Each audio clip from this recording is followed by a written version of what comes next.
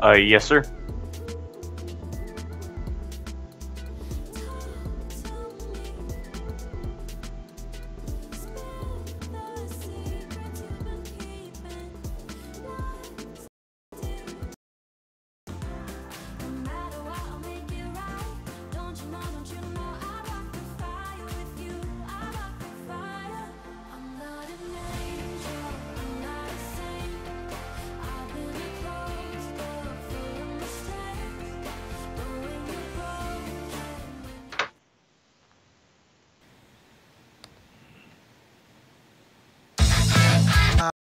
This is episode 32 of Down in the Valley, for, covering your RGV Toros and all of Rio Grande Valley soccer. My name is Edson Ochoa, and I am one of your co-hosts for Down in the Valley. My other co-host is actually back this week after doing a Canadian, or pretty much North U.S., South Canada tour. And Jacob Young, he's back. From that, I'm pretty sure he has a lot of interesting anecdotes from his trip over there. I believe he went to go see the Portland-Houston game, and he was there in Vancouver at bgn.fm, where you can find our posts, wallpapers, etc., you name it. Be sure to check that out as well for whenever we update that website. Be sure to follow us on our social media, and it is posted down there. We have our Twitter, which is Down in the RGV, and then Facebook, Down in the RGV as well. Look for us on YouTube. Just search for us, Down in the Valley. Make sure you add RGVFC in order to find us as well. And on Instagram, at downintheRGV.com as well. I will let you all know, we did have, just like we started with Generation Orange on Tuesday, I did add the link for the tipping link down there. So, if you guys want to donate, tip us, $1 down in the RGV to cover your RGV FC Toros. Having said all of this, man, how are you doing, Jacob? Doing well. Great to be back. Excited to get into it, especially talking about the Las Vegas Lights game and just everything else that has come after it as well. Definitely. I mean, it hasn't been as hectic as the past 3 weeks, but there's been a lot of movements going on, and we'll get to that. We'll get to that later on in the show. But first of all, just talk to us a little bit about what your week was, how your little vacation was. It was a spectacular game. Let me tell you something. The Portland Timber fans are much nicer than the Seattle Sounder fans. That experience for me was much better than the experience that I had last year when I went to the Seattle Sounders game, because those fans were weird and a lot more hectic. Like, there was no people that basically yelled at us when we walked into the stadium. Mm-hmm. They basically said, good luck and things like that. They were very nice, which was a really good experience. So, very good on the Portland Timber side, for sure.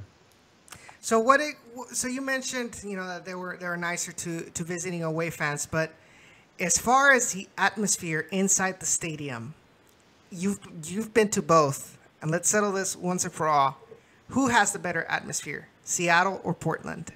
Portland by far. Why? Because it's a much smaller stadium, and yeah, sure, they made their stadium smaller so that they could make it louder. It works.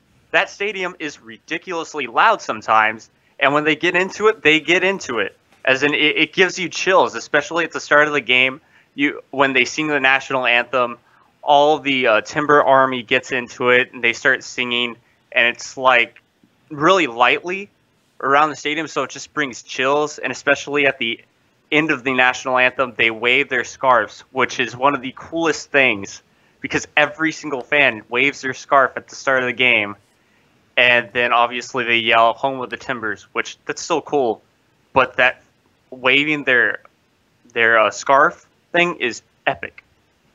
And that's awesome. Hopefully it's on my bucket list, actually, going to see a match a Houston Dynamo match over there in either one of those two stadiums. I'll settle with, just because they now with Atlanta United, but them two, it was pretty much neck and neck. Who was the better fan base? Who put the most pressure on opposing teams and things like that. So thank you, Blues fan, for your $1 tip. He says, all of Houston will one day see the fruits of labor coming out of the RGV. This stream has been influential in allowing me access to another club with ties to the Dynamo. The work you two put in is phenomenal, and I want to thank you guys for everything. Thanks a lot, Blues fan. If it wasn't for you all, I think this would have been dead and buried a long time ago, because a podcast can only go so much without support. And you guys, all of you guys that are constantly week in and week out, have been tuning in to Down in the Valley. It really motivates us to continue to doing what we love to do, and that is covering the Toros, not only for the RGV, but we mentioned it since the beginning, but also for the Houston Dynamo fans that want to know more about their affiliate down there in the Rio Grande Valley. So, all right, so let's get on with it. Be sure to, guys, go ahead and leave a like and share the video if you guys have enjoyed this so far, and be sure to subscribe if you haven't already. So let's go ahead and plunge ourselves into all that was Las Vegas Lights versus Rio Grande Valley FC. Another loss away, man. And I really like I said, I'm really not surprised that we lost at least with the minimum scored. What I did not expect was that Las Vegas Lights would take so long to score their game-winning goal, and who scored the goal. That's what surprised me the most. Yeah, that was surprising for sure. But, I mean, just talking about the game from the start, it was a classic RGVFC start in a way. You were basically chasing Las Vegas in a way. They were basically chasing them, trying to put pressure on them constantly. And so that when it went to the second half, they had a lot less energy than they needed to basically control Las Vegas. And so when it got late into the game, that's the whole reason why that goal happened. RGVFC had nothing else to give. They had nothing left. I watched that game up until that goal and was like, yeah, we're done. If we end up losing by a bigger scoreline, that's exactly why. We just had nothing left to give in the tank. No, definitely. I mean, I got home late that night because I was at the Dynamo Stadium, doing press conference. But I managed to see the second half of the match, and it was, I don't know. We went back to what we had already worked on, had already gotten better, had already improved, which was getting the shots on frame. And this match was pretty much back to the same. Shots up in the air, being very, very impatient, not being able to cross the ball correctly. It was not until Carlos Small came in when things started looking better for the Toros. They started having shots on goal, shots that Ferrinho was able to take out. Who, by the way, that goalkeeper, Ricardo Ferrinho, is a beast. He looked beastly out there. Any chance that RGV was able to get on frame, he was able to get it out. Even those that you would never imagine he would able to save. Yeah, he was really impressive for sure. And it goes back to almost reminding me basically of the San Antonio FC game when RGVFC was at home. He looked like that guy basically because he was insanely good in a way. Just was able to save everything that RGVFC had to play. But then getting back with RGVFC, it's like their classic road game. We all know they want to play better on the road, but throughout this whole season, if you look at their road record, obviously we haven't won a game on the road. Yeah. But if you look at that, we lose a lot of games by just not being able to score or just defense totally collapsing at ends of games. So look back, it's just another classic RWFC defeat on the road.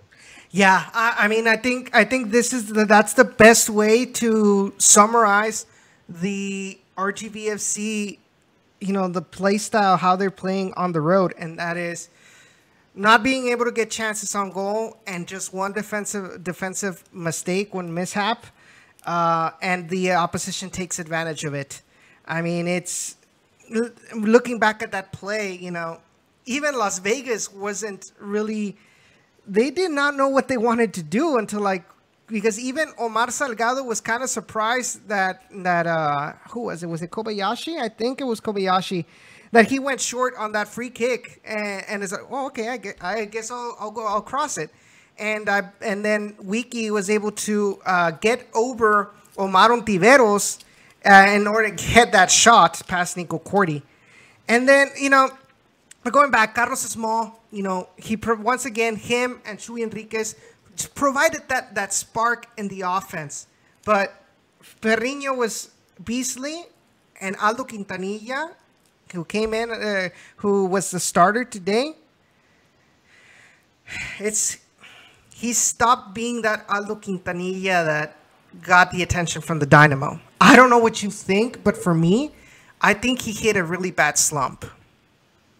Oh, he has for sure. He hasn't really done anything that has impressed us in this past month in a way. Technically, at the end of July, I kind of could tell that he was on a down slump because we look at who was our best players through that time. It was Bryce Marion, Chuy Enriquez. And then, of course, now we put in Carlos Small, and he's looked better than Aldo Quintanilla. And it's only been about his second week with the team, maybe a bit longer with the team, but the second week basically starting. So it just goes, going off the bench, I should say, actually, because it's been a shock to see Aldo go the way that he is, but we have, I wouldn't say constantly, but we've seen that when Houston are looking at a player from RGVFC, they do normally get nervous and they do end up getting into a slump. I believe we've seen that before. Now, I brought this up on Tuesday and Generation Orange, and I really want to hear your thoughts on this. Do you think that do you think that this competition that is brought up now with the addition of Carlos Small, Bryce Marion as well, do you think that has affected negatively on Aldo Quintanilla? Do you think that the pressure has gotten too much for him? Or is it one of those things where, I was the starter and now I'm not anymore, so I'm just going to quit? What are your takes on it? What do you see from this? I think it's a bit both in a way that, that pressure has gotten to him. I can kind of tell that it has gotten to him now. But at the same time, he's kind of quit because he, I guess, can kind of tell right now that, oh crap, I'm not the best anymore. And he's a lot better than me. I don't know if I can actually make that next step. So I guess, not really in both, but I guess, it's gotten too much for him.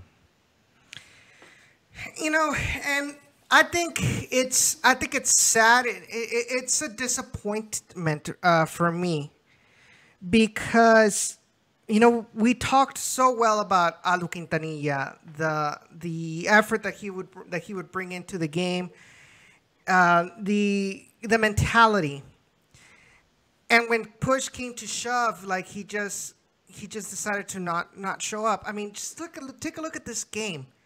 It was a bunch of shots and not only this game, but also in previous matches, were underpowered shots totally off frame, and that is something we had not seen from Aldo Quintanilla. Then all of a sudden, this is happening. I mean, And the fact that what makes it more surprising is that he was a starter this week, and you just really didn't see much from him. So I think in the Dynamo point of view, we've talked about what the Dynamo are looking at this, and Sean has mentioned it as well. The mentality of the players. If Aldo Quintanilla has been like that, or is really going through this, then this is not what the Dynamo are looking for. They want somebody that'll always be persistent and fighting for that top spot, because there's always going to be somebody better than you. So hopefully, like I said, hopefully that is not the case. I do know, I'm not sure if this is related or not to how he played this game. I'm not sure. I know that yesterday Aldo Quintanilla on Instagram posted that I think he was feeling a little sick.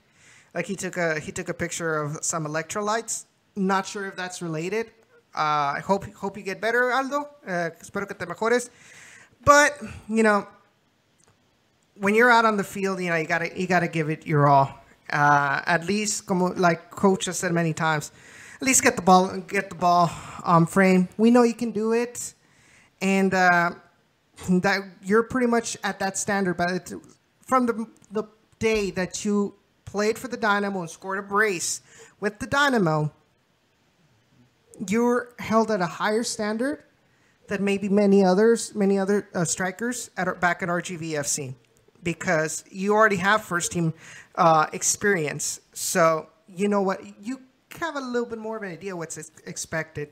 So I think you just need to work on that because we're at this point of the season where we need a lot of goals if we want to continue with aspirations of making it to the playoffs. Yeah, not just necessarily goals. We need our defense to step up every single time as well and not give away set pieces. Yes, I know that was kind of an unlucky set piece that we did give up at Las Vegas, but our defense still needs to be on point, especially on the road where we need the points the most now, because I believe we can if we're really keeping this streak alive at home, it can actually grow even larger. Yes. Because we haven't really lost in a while at home, and that's right now where our points are coming from. So that's big. Everyone needs to play well. That is including Aldo, because remember, if Matt Jordan is looking at Aldo, he knows there's potential. That means Aldo needs to play his heart out every single game, especially given the fact, just like you said, he's got first team reps. So that's even bigger on everyone else. He needs to be that leader with Todd Warden and show that, look, take by example, I'm playing well, you should be playing like this as well. But of course he's not, and so now it's like, what's really going on? Yeah, definitely. This comes at a time where it's not needed at all. I think this gives a bigger opportunity for Wilmer Cabrera Jr. to continue to show what he's got, and I think we saw it in this match. I know he had a diving header that was saved by Ferrinho. And so I think he's shown some improvement as well. And if Aldo isn't careful, I mean, even with Carlos Small, like coming in, as long as he starts getting more match fit, he might be benched. I mean, so you can't rest on your laurels. No, I did not say. Wait, what was that? Do you remember? It was Laurel and. Do you remember from that audio? Oh, Ronnie. I said Laurel, not Ronnie. So this is the lineup. So this was the lineup for RGBFC. Oh, by the way, let me just go ahead and say thank you, Rene, for subscribing to Down in the Valley. Really appreciate it. He will be on in a couple of minutes. There was something that he wanted to present to us RGBFC fans. in regards to esports with FIFA 18, FIFA 19. We will get into more details when we come back from the break in a couple of minutes. And then after that, we will continue to talk about Las Vegas Lights versus RGVFC, and then we'll head into Sacramento in the Sacramento match. So the starting 11 for RGVFC that day was Nico Cordy on goal, who sadly was not able to get a clean sheet. I had Kai Green, Connor Donovan, Omar Ontiveros, Manny Padilla, Nicolas Perea, Todd Warden, Wilmer Cabrera, Matias Saldivar, Pablo Aguilar, and Aldo Quintanilla.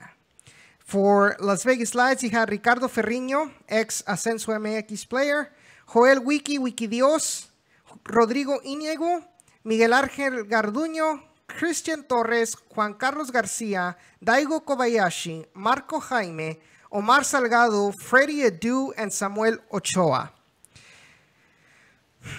Thoughts? It's a tough lineup, that's for sure. I mean, you got a lot of veteran stars that are technically they're good players.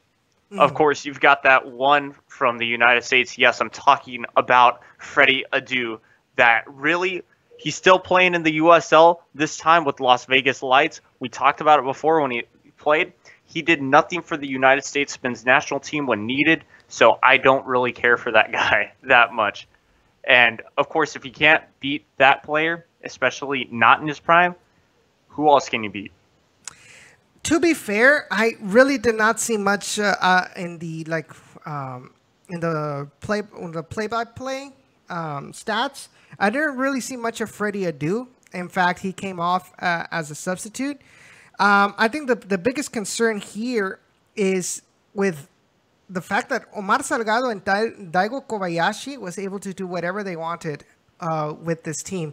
I felt like from what I saw in the match, Las Vegas Lights tended to be very, very dynamic with their play.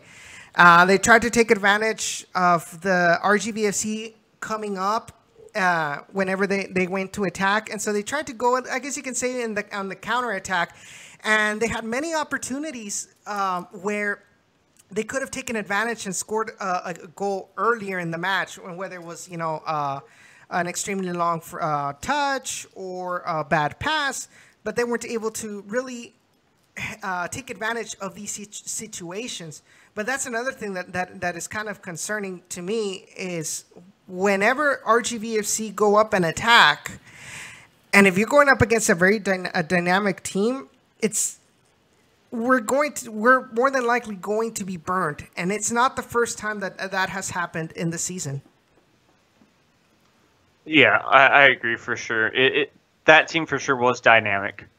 It was just a different type of play style for sure. Yet, during the season, of course, when we played them at home, we were fine. We were able to beat them with speed and just being able to close things down. Of course, yes, the coach did end up changing a couple of things around, but in a way, you could still beat them. I know that, yes, it has happened before, but it can stop happening. That's for sure. For sure. Yeah, I mean, we have the players in our. I mean, it's not like the Dynamo where, and you saw yesterday's match. I mean, and especially in the first goal. I mean, a lot of teams in the MLS are taking advantage that our center backs are slow. Sandy's not that fast. Neither is Machado. And so you see a lot of lob-through balls taking advantage of the speed. And our guys are supposed to be younger. I guess you could say more agile. And they're falling through the same thing. Now, is it a system issue or is it a player's issue? It would fall on both, as in, yes, it is a system issue because we're getting those types of players. In my opinion, this is for Houston. Houston really never really needed to get Adolfo Machado. I'm sorry, he's not that good in my opinion. He made the national team, great, but he just wasn't that good. He's a veteran, a really big veteran that might have 1 or 2 more years left on him. And of course, then we're looking at getting those kind of those types of players for RGVFC. Yes, they are a lot younger, and yes, they can still have a chance to grow, but just I think we need to invest more in the center back position, the left back position, and even the right back position. Because, yeah, our defense is looking fine, but like you said, we get burned a lot on that wide side. LA Galaxy 2, that's how we lost that game. We got burned a lot on the wider sides. Yeah, I mean, I just hope. I mean, we've done decently so far. I mean, the defense is good, but whenever we are caught up too far up, that's where the problems happen. And Nico Cordy or whoever's in the back can't really save you all the time. I mean, I mentioned it before that this defense is gelling, and it's gelling good. There's a lot of potential, and just tweak that little detail right there, and we might be solid. All right, so we are going to talk. We're gonna have Rene coming in, and he's gonna be talking to us about what his esports team. Hey, Rene, how are you doing? Hold on.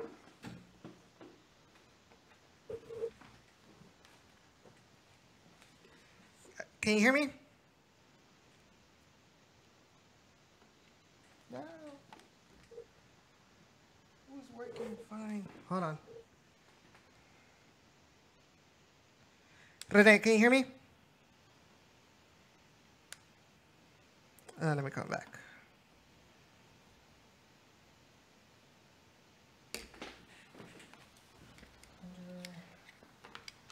Oh. Can you hear me, Rene? Rene?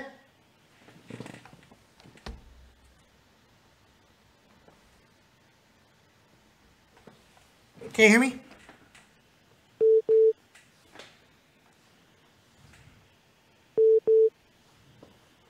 Hey, Rene, how are you doing? Good, and yourself, Edson? How are you going? Real good, real good. Just had a couple of issues with the mixer, but we're good now. So, Rene, you were talking to me yesterday about your little... So, you were telling me that you have an esports team that plays pro clubs and FIFA 18. And apparently you're pretty much representing the Toros. Is that right? Well, first of all, thank you for the space. I will try to be quick to not take up your time and your audience.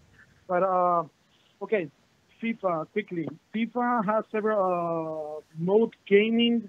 One of them is pro clubs. What is pro clubs? Pro clubs, it's you create a player, play at your position, play 11 on 11, and get it going. Right now, what I'm playing on ACL, that it's the best American pro league that it's out there. We're playing on their PS4s. So, what basically is ACL got finished. Right now, there's a cup called Kick Childhood Cancer. Kick Childhood Cancer, it's an MLS. It's an MLS movement for kids with cancer. So what we did is we registered our team. Registration covered the registration. All the money was sent to this charity. And basically it was just American clubs, just teams from the U.S. And the first thing that came in mind was, why not representing a region? And we decided to represent our RGVFC Toros. Yeah, that's excellent. It's really, I think we've come a long way, where now we have a team that we can actually be proud to call as a representative of the region enough to, to use that identity to take it up a notch, whether, in your case, in esports. And so, what is the main focus right now? Like, how many tournaments has your team been to? Okay, This one is our first KCC Cup. It's the third one they made, but it's the first one that we are in, and the first one we represented. We started with our right foot, and we're representing our region, the places that all of our players live. Mm-hmm. So we're just people from the valley. That's why we wanted to represent our colors that are the RGVFC Toros. Mm-hmm. We've been playing for 2 seasons under Quinosa. That's the other team. That's where everything started. Yes. But right now we're focused on this one. They're representing our valley, our people, so that way they can have a bright side on. Not want to say that the real team is doing not good, but we at least want to be present on the virtual side as well. Definitely. I mean, it's great that you guys have been able to gel this team together. And you mentioned to me when we were talking that you guys go up, especially in this cup that you're talking about, the childhood cancer one. You guys are going against really tough competition. Yes, we're playing against.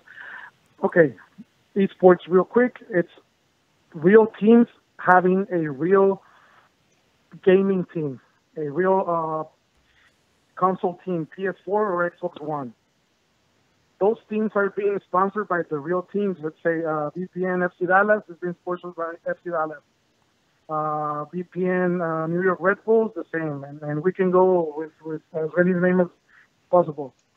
Okay, these guys have been playing for about 20-some seasons. Mm-hmm. So these are guys that are really tough, and they've been playing together for, I think, for the last 5 titles, 2013 all the way to right now. Yes. And we feel proud because it's our first team, our first season, and we're doing great. Thank God we got a lot of talented players from our hometown, and we're playing as a team, and we try to do our best to represent the better that we can for our valley.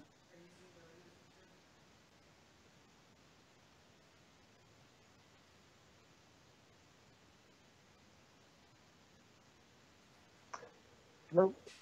Yeah, that is really cool, and really glad that you are doing this because, yeah, I've watched all these esports events and things like that, and it's just it's insane how good the players are as well. Mm-hmm. Yeah, what we do is we're trying to get our name out there. People that I remember the first time that they made the groups for this cup, there were many guys saying, "Really, the RGV Toros are gonna be here?" And I'm like, "Man, that's what we represent. That's where we live, and we want our hometown to be here. And why not to win this championship against people that have been playing there for a long time?" Yeah, and I mean, I think it's something that benefits not only the region but also the team in of itself. I mean, you guys being able to get some sort of backing from a professional soccer team, Division II, but professional soccer nonetheless. That gives you guys some more legitimacy in the eyes of your opponents in this tournament, as well as the Toros benefit because their brand is being placed out there with the big guys, out there against Americas, out there against the Dynamos, against Dallases, And so I think this has to be very beneficial for everybody around. And so your main what you want to do is being able to get the back or at least the backing of the Toros organization. Is that correct? Yeah, we would love to speak with one of the Toros representatives to see if we can get this branding going, and why not invite as many people as we want to be part of this, Yeah. It's cool to be supporting our team going to the stadium, and why not, while being at home, supporting our team watching the live transmissions we do, the live streaming on YouTube, on Twitch, and so that way people can feel identified with the colors and that everyone is working to get our valley out there in the big picture, you know. Mm-hmm. Definitely. And where can our audience follow you? Where can they watch these live streams? Okay, what we do is gonna be Monday through Thursday, Mm-hmm. 10 p.m. and 10:30 p.m. all Central Time. It's gonna be on Twitter at Kingnosa FC. With an S, correct? At KINGNOSA FC. And I'll put the link in there every time that we have a game, so that way people can be watching. And as far as so you said, so Monday to Thursday, 10 and 10:30 p.m. Central Time, Mm-hmm. correct? Mm-hmm. And Yes. as far as, for example, costs are concerned, do you guys ever do some sort of fundraising in order, so in case that you guys have to go travel in person to a tournament, to a major tournament that you have to go in person? Do you have plans to make some sort of fundraiser, or is it all 100% going to be tournaments that you can play at home? Okay, these ones are all tournaments that are played at home, because we're 11 versus 11. Each of them have their headset, and everyone is at home playing at the same time, talking to each other and just getting the games out there. But as soon as they start getting more esports tournaments that you have to be there, we would definitely be willing to ask the people around to see what help we can get and what we can get as ourselves, you know? Mm-hmm. Yeah, definitely, man. And so, one final question. What do you? Right. Let me phrase this. Let me phrase this correctly. I totally lost my train of thought. I had a long day, but really, we're really glad to see that a lot more people are taking the pride of the Toros and taking it out there. In this case, with esports. Is there plans, like, let's say somebody from the audience is interested in joining the team? Is there some sort of tryout that goes on, or is it pretty much like if you're interested in joining the team, you know, you'll become, like, I guess you can say, like a reserve player? Okay, that's what we've been thinking about when we decided to join Toros. Okay. This is we're expecting to be on tournaments. We're expecting to be the top players that can be around. Right now, we started with this team, with the first team, and as you can see on King Nosa's side, we put all the hashtags for all the name tags for each player. This is our first team, but we want for there to be a reserve team, and then we want to be the first team, and we would love to have tryouts for the first team, and no one has their place secure, you know? Mm-hmm. We're trying to get better and have a better impact on Virtual Pro Network and all of those big tournaments that can be around representing our Toros. Definitely, I mean, there's a long way to go, but you guys, from what I'm seeing, from what you're telling me, you guys are going on the right path. Hopefully this becomes big enough that a lot more USL clubs kind of get the ball rolling with esports, USL esports, and hey, you never know, the USL might have, you know, EUSL like EMLS does, and play against, you know, end up playing I guess you can say the US Open Cup per se, and see who so that way they'll have more players to see who can represent the United States in the World Cup of e-soccer, FIFA, esports. So that'll be wonderful. Yeah, and all it takes is just one person, just one team to start the trend. And Yes. like I said, like I told you, you guys are more than welcome to. We bring you this platform, Thank you. for this because you guys are also representing RGVFC, and I think anytime fans have some sort of initiative to spread the brand around, it's something that the rest of the fans should promote and be supportive of. So be Yes, sure, yeah. Okay, and let me put it this way before we were done. Okay, on virtual FIFA 19 is starting. I should be posting tryouts on the pages because we want a competitive team. And if our real team cannot be playing MLS one day, that I hope we will try to get our VPN team play against the big guys, play first division against all the big names. Why? Because we want to represent our valley and we want to represent our toros. Yeah, obviously that's something that we should be supportive of. So guys, be sure Monday to Thursday. Once again, Monday to Thursday, 10 or 10:30. Monday to Thursday, 10 and 10:30. 10 and 10:30 p.m. Central. Be sure to follow King Nosa FC on Twitter. You will get notifications of when they go live on Twitch. Did you say correctly? On Twitch and YouTube. And Twitch and YouTube. So be sure to check out their streams. Be sure to share it with your friends. And like I told you yesterday, Rene, I will try my best next time I go to McAllen, which will more than likely be on the 18th.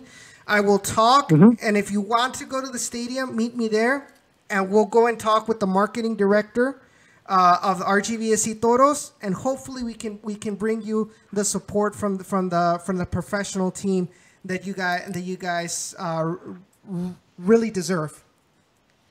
Well, thank you very much for all the support that you've been giving us, for your space, and once again, let's try to get the Valley on the big picture, and why not with our branding, our name, the RGVFC Toros. Definitely. All right, man. Well, it was a pleasure having you on.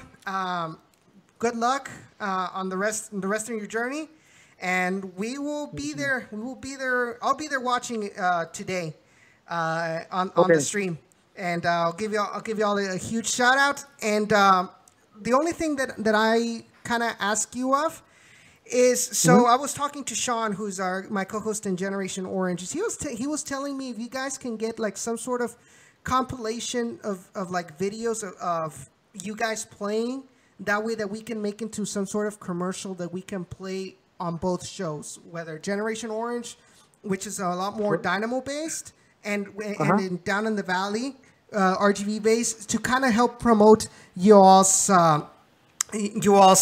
team. Thank you. We should be okay on the everything. It's on the channel that we've been posting live every match. Okay, and let me tell you, we should be playing against Houston Dynamo on the 14th. They're in the same group as ourselves.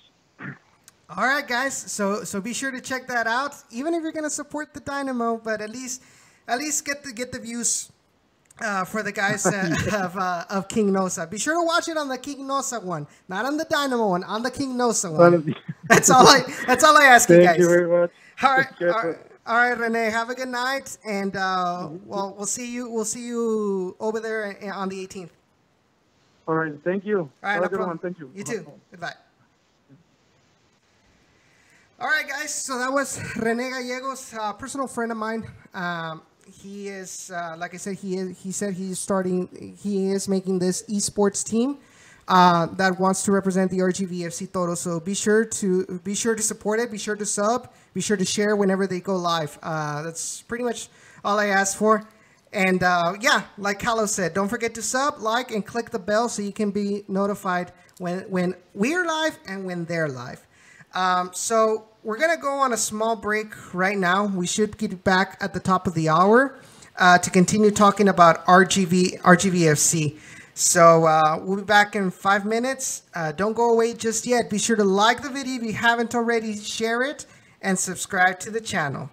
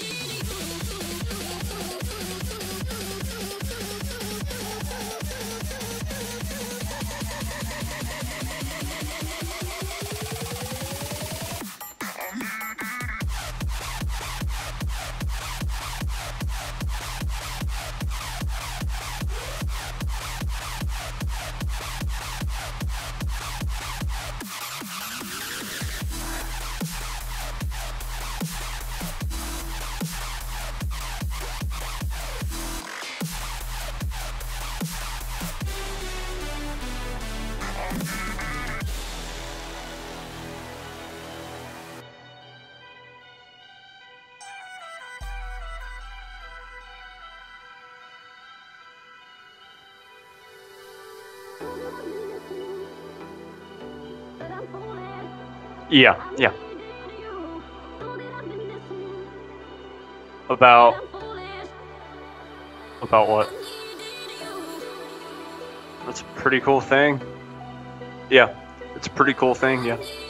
Awesome.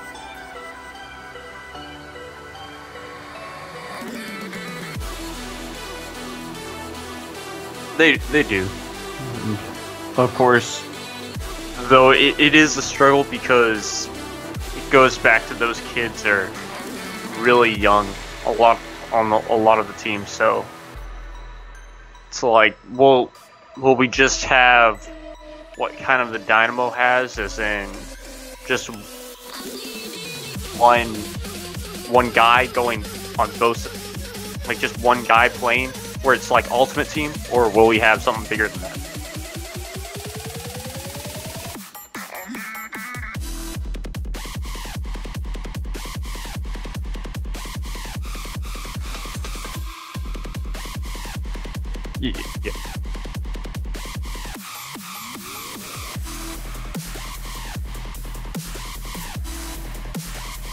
Yeah. Oh, okay. So yeah, it'll be like, okay, yeah, it'll be like, let's say my player is, I don't know, 80, then you have guys that are in that kind of way, 80, 85, 90. Okay.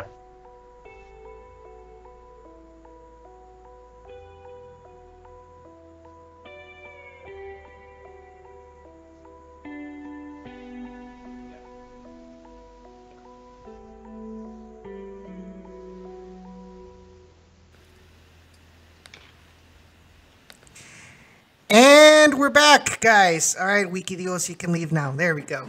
All right, guys, we're back for the second hour of Down in the Valley. Once again, my name is Edson Ochoa, and I'm your co-host, accompanied by Jacob Young, which is your other co-host. Be sure to check out our friends on the Beautiful Gaming Network. Check out their website at www.bgn.fm. Be sure to check out all of the USL podcasts that they have hosted there. Check out their sponsor, Roughneck Scarves, at www.roughneckscarves.com.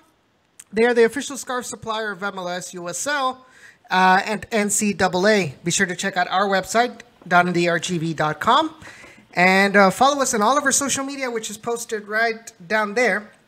Don't forget, guys. No, I know, Callo, I know. Don't forget, guys, that I did leave a link for tipping down there in the description. So we really appreciate any help that you guys would like to donate to us, $1 or whatever. If you guys want to pay the whole rent for this month, you're more than welcome to. But no, you don't have to. No, I'm just playing around. Anything you guys want to donate, we would really appreciate it. So, getting back to RGVFC, the real world kind of RGVFC this time. So we were talking about the match against Las Vegas Lights, and I think we pretty much talked about everything that we needed to talk about when it comes to that match. I mean, we talked about the fact that Aldo Quintanilla has hit a slump. We talked about the goal by Joel Wiki. We talked about some of the weaknesses that we saw in that match and the defense. Now I think it's time to look forward to this Saturday. This Saturday, RGVFC are visiting Sacramento Republic FC. They're playing at Papa Murphy's Park. It's a stadium that personally brings memories that I really want to forget. And Jacob, I think you know what I'm talking about when I talk about that. Yeah, I do exactly know. Of course, we want to forget those. It would be, if we really wanted to remember them, then we wouldn't be moving in the right direction, which would be forward. So yes, let's forget about those memories and let's actually win ourselves the game. Now, one quick thing that I want to point out here, because I got told this before I actually sat down and joined you, is that this game could get moved. I don't entirely know if USL will go through with this. I mean, the game will most likely happen. But the problem is, since it's in Sacramento, you know how bad the fire, yeah, exactly, the fires, if the smoke is really bad, I don't know if they'll actually have the game that week. Honestly, I think that's the best option, and that is just move the match, because this is a health risk not only for the fans that are going to want to attend this match, but also for the players. You're talking about air that's full of ash, air that's full of all these coarse particles that affect your breathing. You know, this is detrimental. This is going to be detrimental to the performance of the players, to the health of the players. So why risk it? Why risk the well-being of fans, the well-being of players, the well-being of coaches, whatever? Move it to another date. But I think people need to be safe out there. I know the National Weather Service in Sacramento many times have issued warnings saying if you don't need to get out, do not go out. The pollution due to that haze, due to those ashes that are just piling up in the atmosphere is so bad, especially for people who have respiratory problems, who have asthma and other similar similar illnesses that are respiratory. So I think it's the best thing that they could do. Now, is this USL going to do the thing that makes the most common sense? We don't know, because as far as I can see, nobody, at least neither of the teams have mentioned anything about moving this match. I know just an hour ago, RGVFC posted a video of Wilmer Cabrera Jr. talking about this Saturday's match. But I know for sure that some other, I think they were like minor league team or an amateur team, posted something 2 days ago saying that they had a match and that they canceled it due to the weather conditions. So if an amateur team is able to make that decision, Why not a protein? Yeah, but then again, I believe since they're affiliated with mainly MLB, that's probably that minor league team right there. MLB's soccer a as lot. well. Oh well, yeah, it's a for them. It's at least a lot. They're probably a lot smarter than the USL. I mean, come on, we've got pro refs that can't really ref a game that ref the USL as well. So Do you know by any chance who mentioned to you the possibility of moving the match, or who posted it? yes, it was just like if the smoke is that bad, it was my father. I don't know where he read it from, but since he's probably been keeping up with like the conditions up there because it's all over the national news, then I mean, think about it. Someone has to be paying attention. So Yeah. Now, if you guys look on Twitter, if you're listening to me out right now on the show, go on Twitter and search for Sacramento Fire.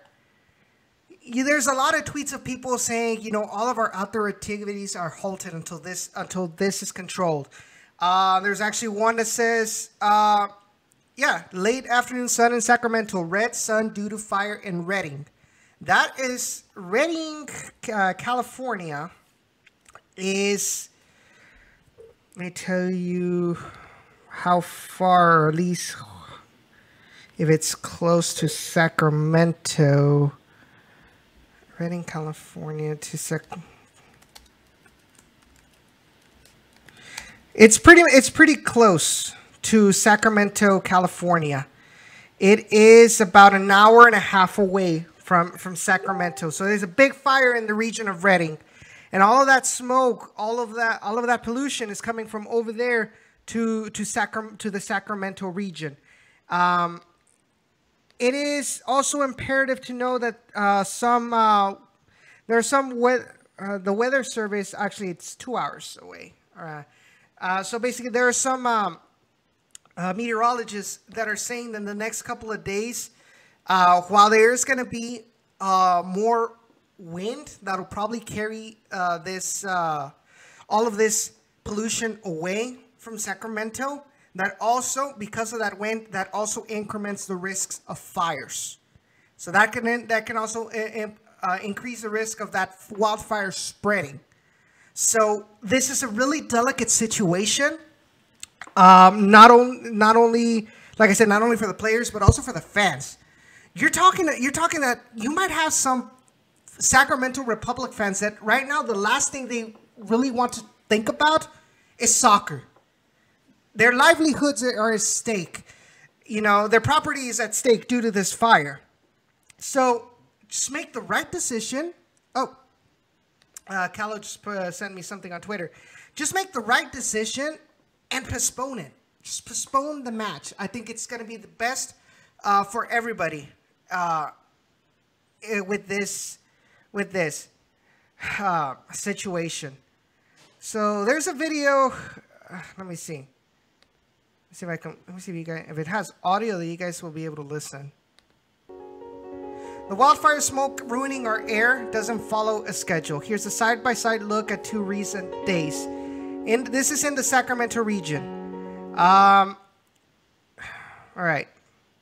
Let me see if I can. So right now the Sacramento region at Sunday. Okay, so Sunday 4 a.m. the Sacramento region had a, I guess, borderline green to yellow,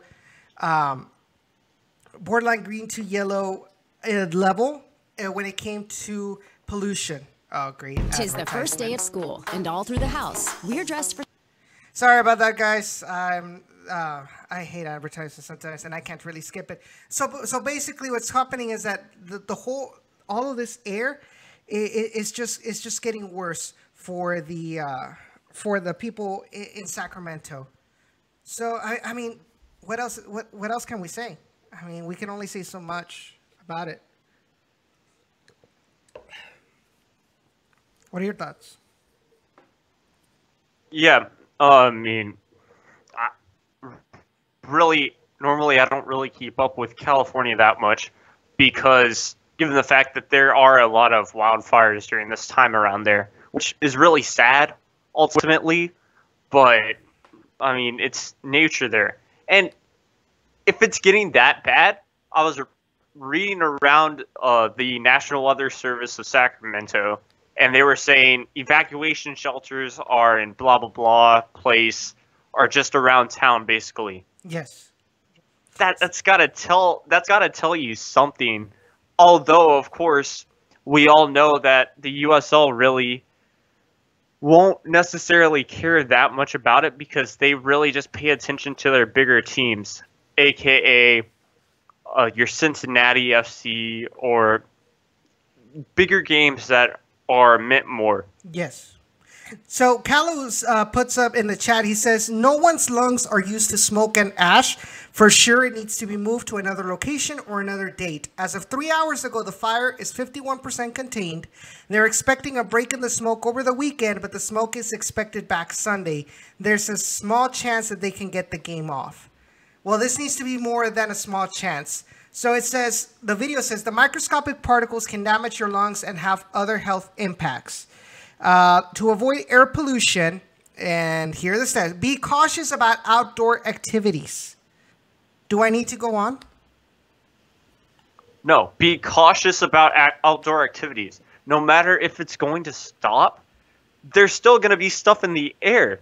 It's not like they're going to totally control it before Saturday. No, there's still going to be stuff. There's still going to be a bit of fire, which means, guess what? If there's wind, and even if the wind is going to die down, I know California, it's still a big breeze, just like over here in McAllen or in Edinburgh. So basically, there's still going to be stuff being pushed that way.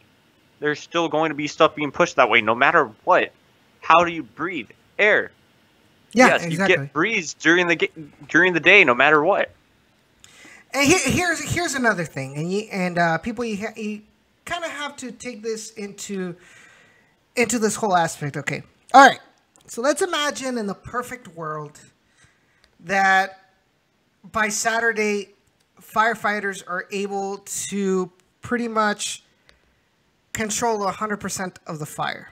Let's imagine that. Just because the fire is out does not mean that all of a sudden, poof, all of the ash and all of the pollutants disappear from the air.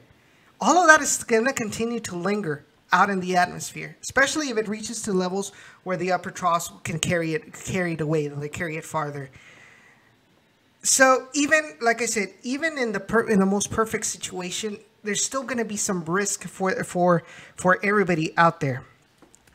So just do the right thing. Save it for later.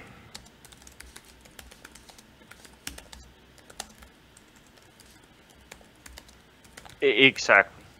Let's do it for later. It'll be fine. They'll still get their home game. It could be like the last game of the season if we have to make an extra spot open for a bye week. So be it. Oh well. This could be our bye week right now. It's okay. Yeah. I mean, better that than bring in some things that'll complicate the lives of the players. Maybe not this year, but as they get older. I mean, we talk about many things that a lot of these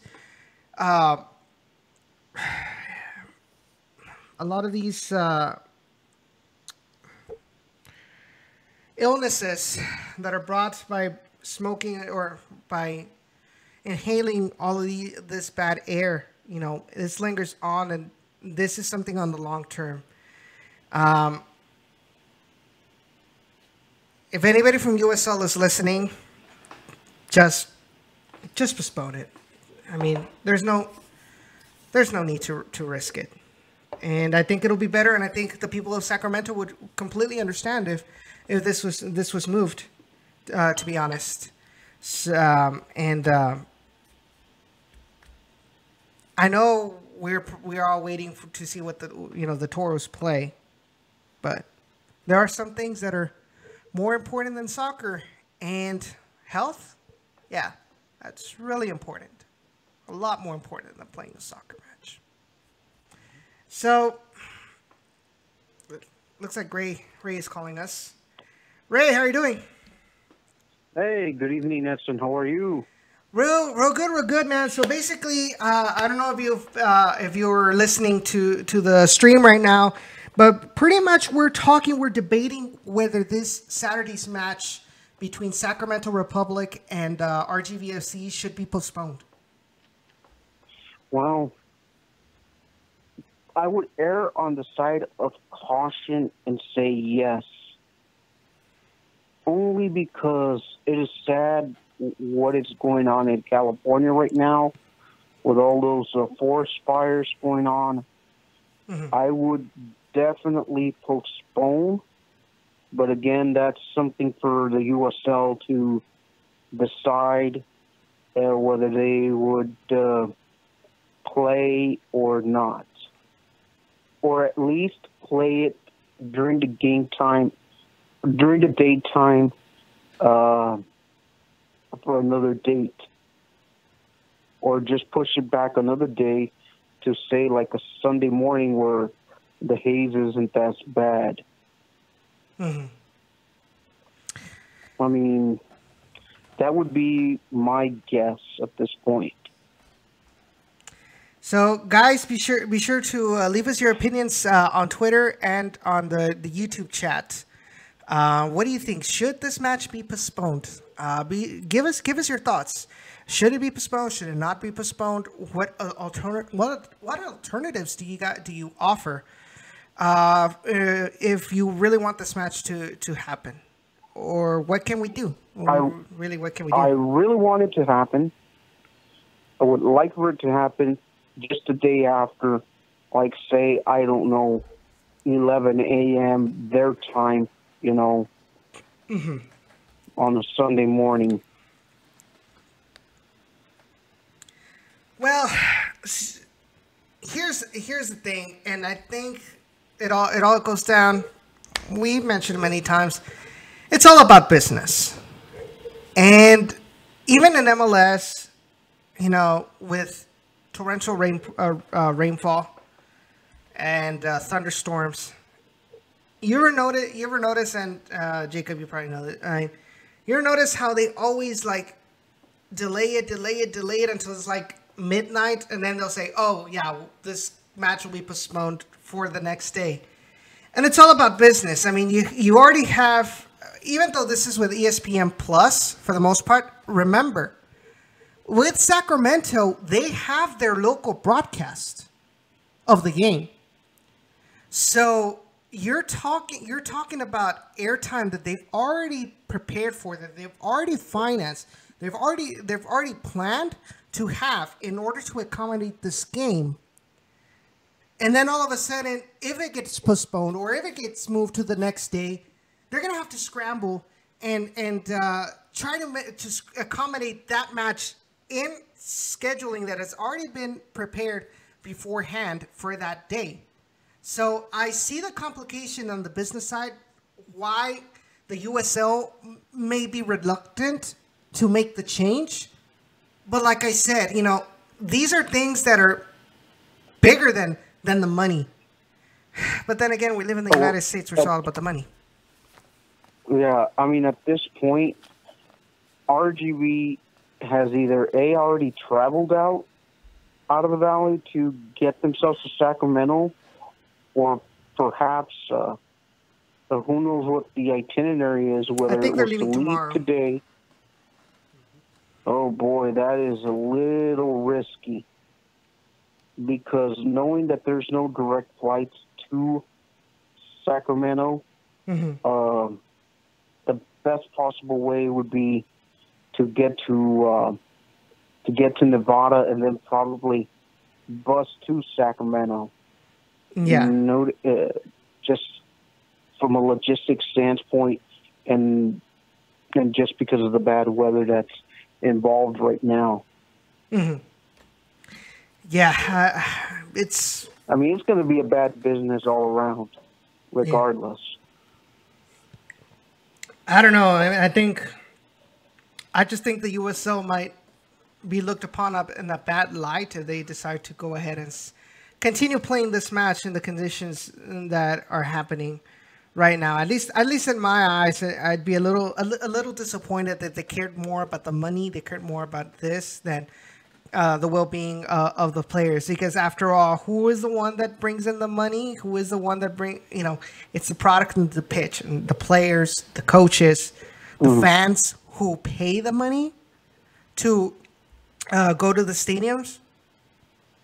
I mean, if you're going to be talking about business, those are your customers right there. And what good PR than say, hey, you know what? We understand that everything that's going on, this is something that is outside of our control, but we feel like due to your safety, since we care about your safety, hey, you know what? Let's move it. Let's move it to another day. Hey, what's up, Sean? So I want to get your opinion, Sean. All right, so we're talking about this Sacramento match on Saturday. How the wildfires, how they have all the wildfires occurring over there in California. In your eyes, should this match be postponed to another date?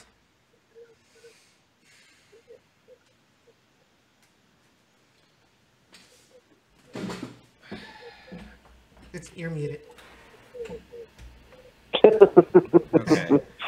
If it has any bearing on the results of the season, it needs to be postponed. If it doesn't, then just don't worry about it. Just don't play it.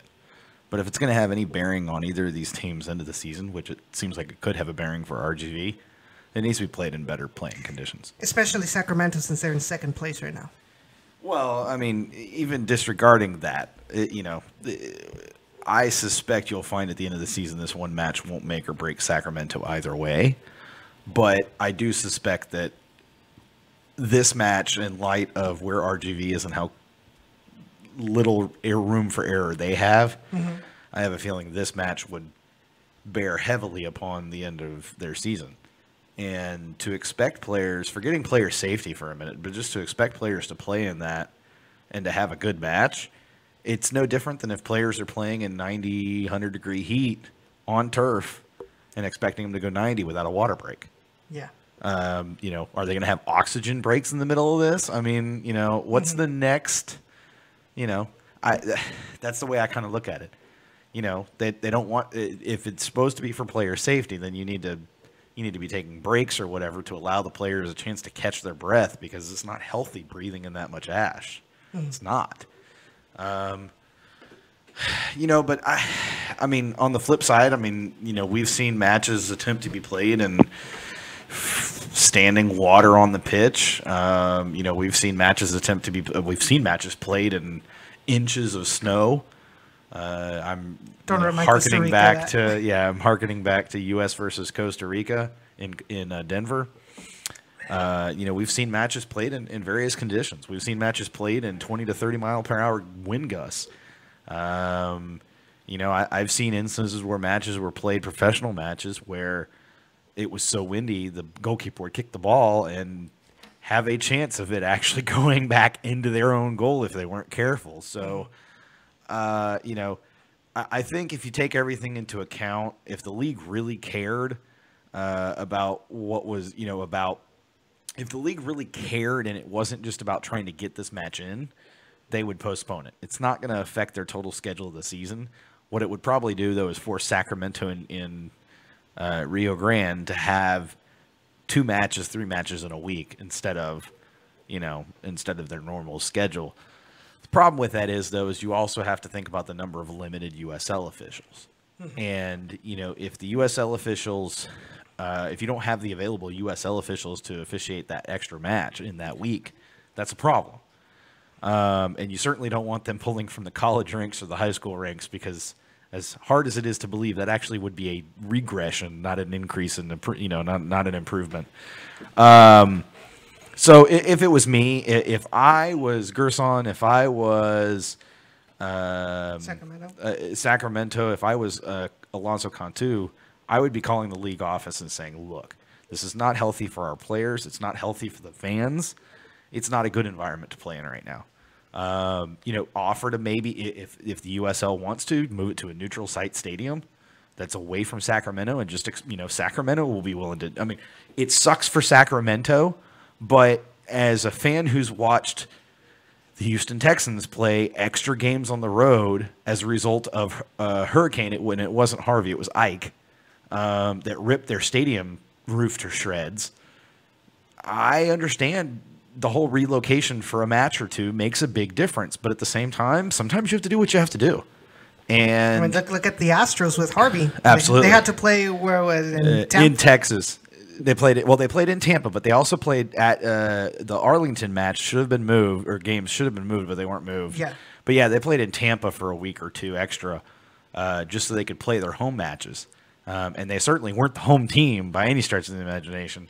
That far away, but it's. I would be willing to bet if the USL approached Sacramento and said, do you guys want to reschedule or do you guys want to play at a neutral site? Sacramento would say, we'll reschedule. But I think there's also concern that this may be something that lingers around more than just a week or two. And the league needs to be smart enough about player safety, smart enough about fan safety. That's really honestly the bigger concern, is the fan safety, because these guys are going to be screaming at the top of their lungs for 90 minutes. That it's not healthy to breathe in that much ash and other air particles that may be in the air. Mm-hmm. It's acts as an irritant to your throat, if nothing else. But on top of that, you're forcing the players to play, but you're also telling the fans, we care more about just getting this match in than we do your own safety. And like I said, if it's going to be a few extra weeks, okay, then Sacramento just needs to understand that's, if the shoe was on the other foot and there was, I don't know, Hurricane Harvey coming through the valley, and and the stadium was not necessarily flooded, but the way to the stadium was flooded, mm-hmm. and yet the team was there and able to play. Sacramento would not. They'd be like, hey, look, this isn't, we want to postpone this. We don't want to play it right now. It's not safe. Mm-hmm. And so, I feel like that needs to be taken into account. We're talking about a situation where, because of fan safety, player safety, and just what's, out of respect for what's going on out there. People are losing homes, people are losing, livelihoods, and they're going to play the game. I mean, come on, yeah, it's the last thing they want to think of. Absolutely. And it's good because it's, on the flip side, it's good because it's an escape from what they're dealing with. On the other side of it, if it's a health concern, and clearly it is, for them to release a air quality warning, then that should be taken into account. And on the flip side, the Dynamo have postponed matches, delayed a match start up to 11:30 p.m. because of a storm that rolled through that lasted 4 hours from the time of kickoff, and people were starting to get there at 5 o'clock that afternoon. So I was there. Yeah, I was too. Trust me.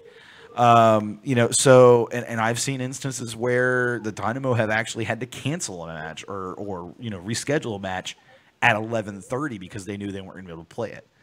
And so it happens. It happens in MLS. We see rescheduled matches. We see postponed matches. New York Red Bulls versus Dynamo is a perfect example.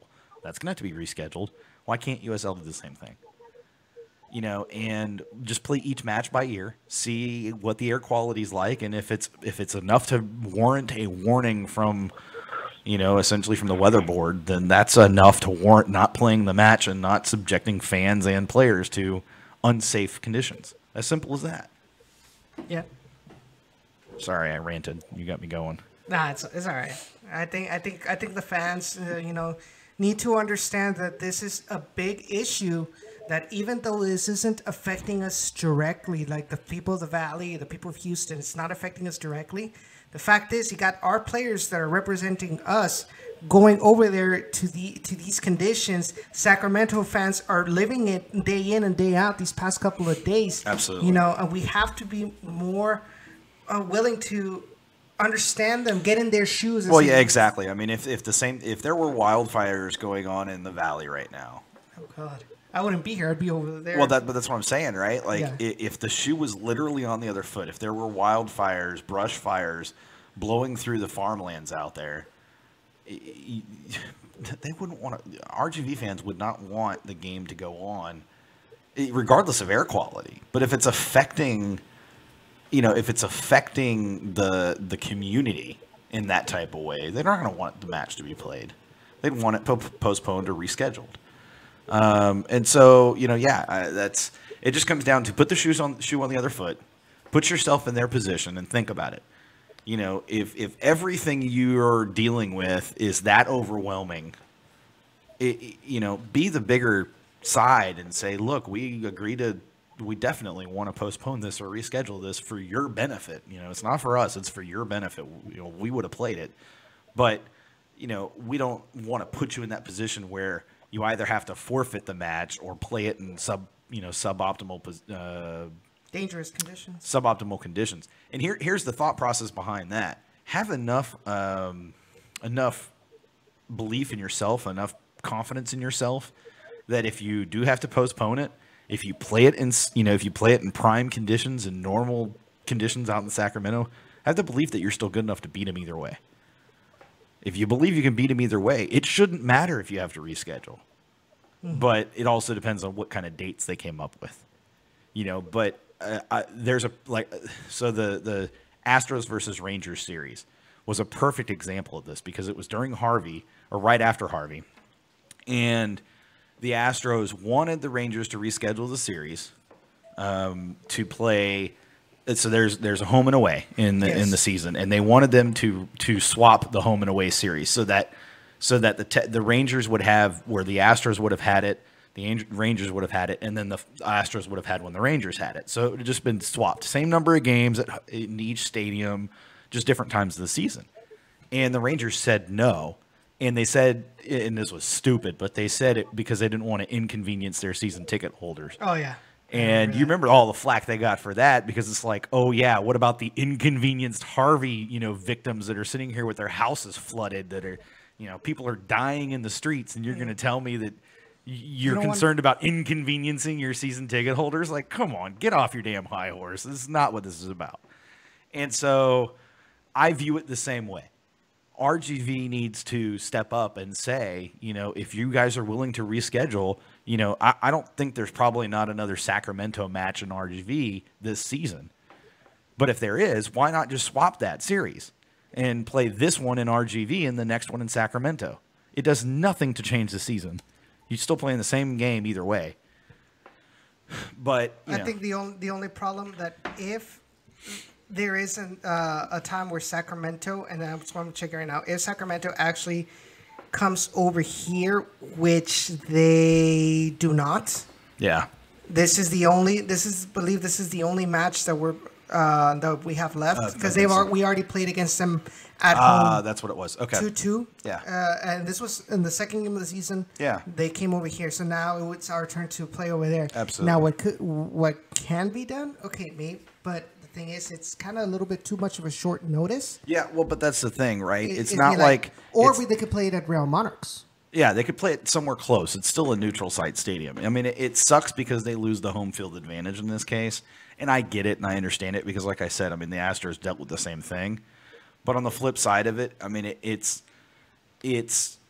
the game needs to be played either way, unless, like I said, if we're at the last match, if it gets postponed and it's the last match of the season and they make it the last match of the season, and RGV completes their last match prior to that one, and Sacramento completes their last one. If that match has no bearing on, it's not going to change positions for any team, then there's no need in even playing it. So that could be one way to deal with it. But on the flip side of it, it's one match. I mean, either way, just call it a 2-2 draw and move on. I mean, at some point, the league and the teams need to just step up and say it's not worth the politics and the drama. Let's be smart about this. Let's focus on our fans and our players first. Let's focus on safety first. Let's just deal with everything else later. Like, your season, your result in a match should come after priority-wise should come after the priority of player safety, fan safety, staff safety, stadium safety, etc. I realize it's short notice, but that's how natural disasters are. If you think that people had a whole lot of heads up on Harvey, you're freaking wrong. Yeah. And you know I can attest to that. Yeah, definitely. So, I don't want to hear it about short notice. I think that excuse goes out the window. If you don't have contingency plans in place for these types of events, then you're not properly planning for emergencies. You're planning for the things you're thinking about. You're not planning for the things you can't and aren't prepared to think about. See, you get me on rants, man, and this is what happens. And then Julio turns around and says I talk too much. And I'm like, dude, it's because he got me on a rant. It's not my fault. Ray? Anyways, I told you I'd come on for the last 30 minutes. Sean. Rants are good. It's the ratings.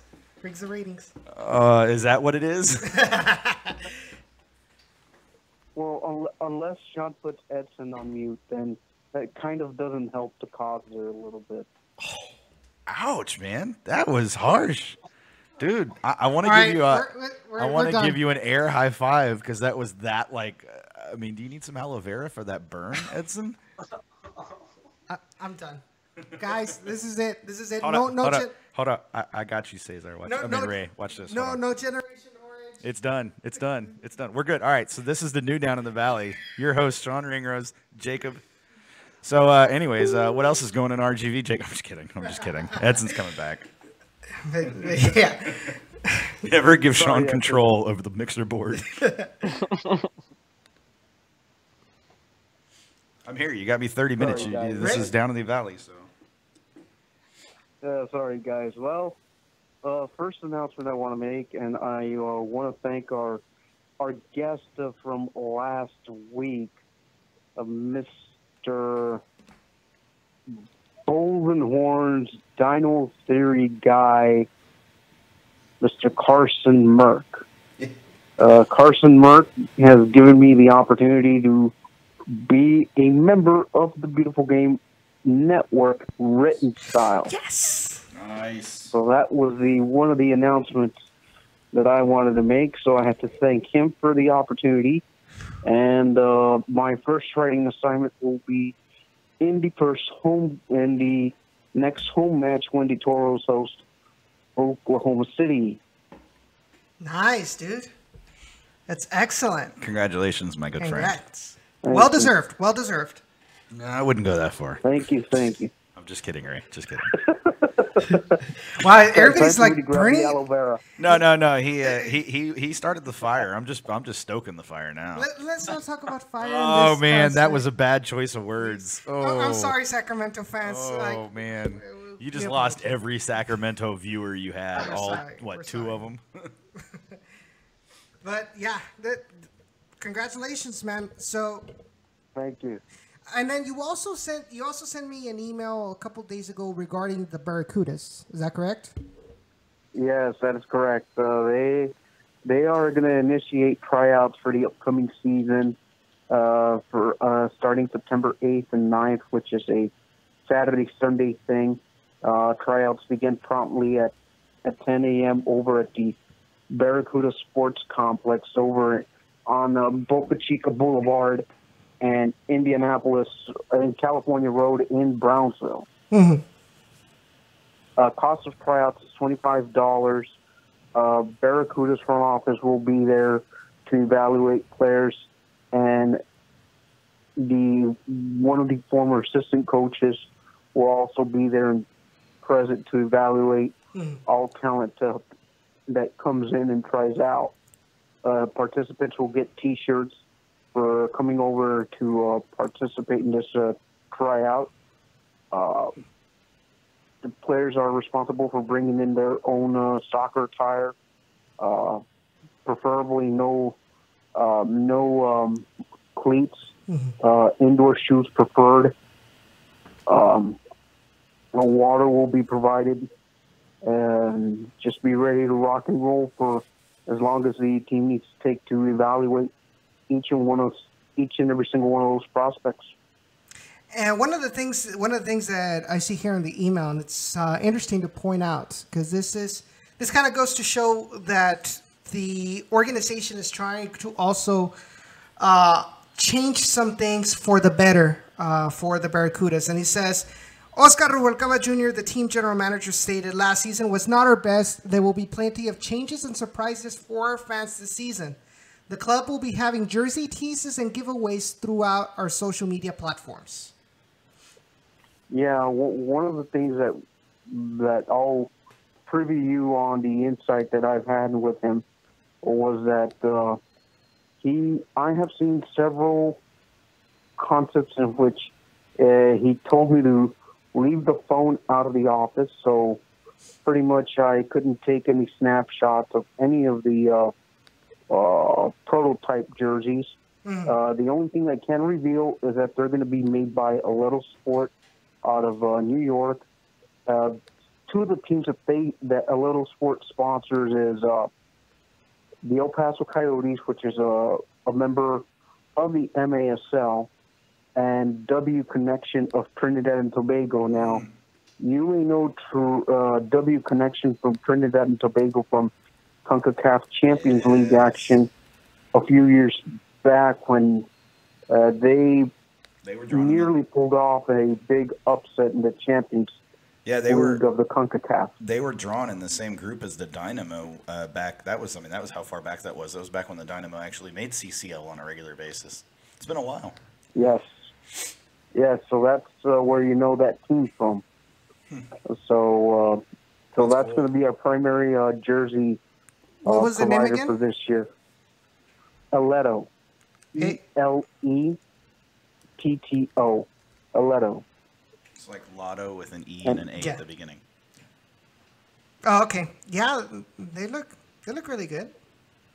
You got some of their generics. It's a real nice jersey. Yeah, I've seen several prototypes, and hopefully front office will make a decision here within the next few weeks, so that way they can start processing and making these jerseys, and hopefully within that time frame as well, we'll put out the first teaser for the public to view.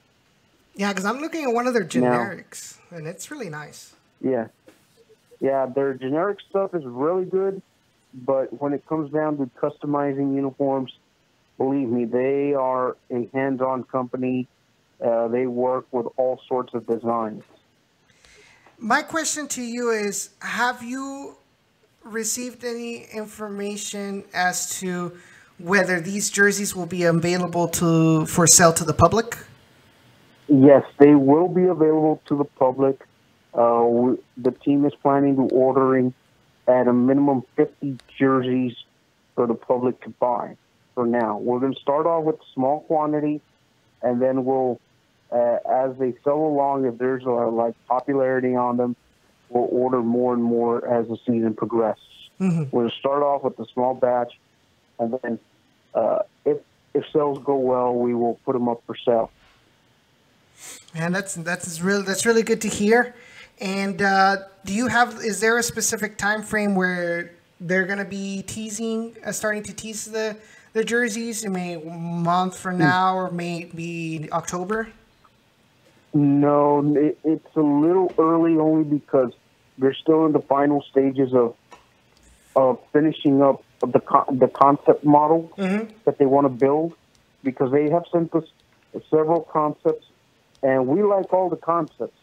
Unfortunately, we can only choose two concepts, one being the away kit and the other one being the home kit, and quite possibly having up to 4 different combinations like we did last year, where we had the all blue, we had the all white, and then we would alternate between having a white top, blue bottom, and then a blue top, white bottom. So, and that was just based off the generic catalog from last season.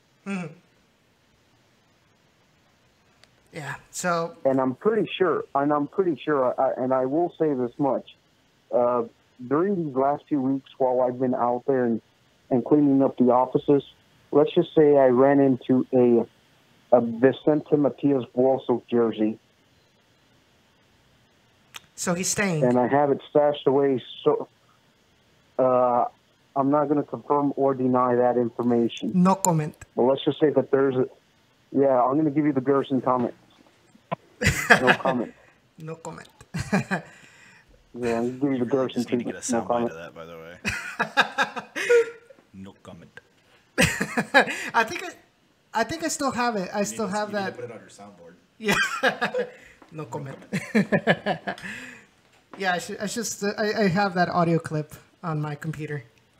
I think I have that just pure video clip of when you asked them that particular question. I just wanted to throw myself to the floor when you asked them that. Neymar style. I really just wanted to go Neymar style on that. To be fair, I was like quarter of the way through the question, and I was like, "Shit, I'm screwing this up," and I was so far ahead of it. I was like, "Might as well just throw it out there," you know. Yeah, I could even tell by his face when you were asking it. He was like, "Why? Why are you doing this?"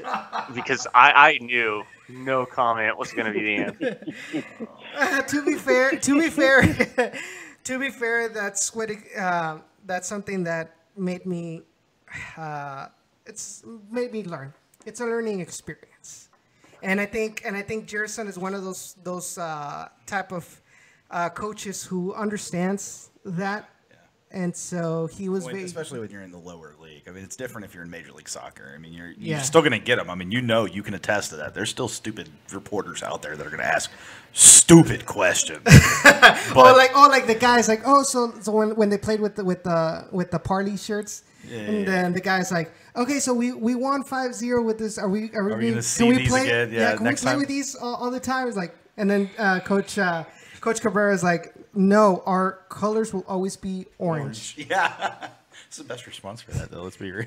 And he's like, the shirt does not play; it's the players. That's right. So remember, guys, what Edson's really telling you is learn from his mistakes, so you don't repeat his mistakes. Yes. So basically, I'm your guys. Research before you ask questions. So basically, I'm your guinea pig.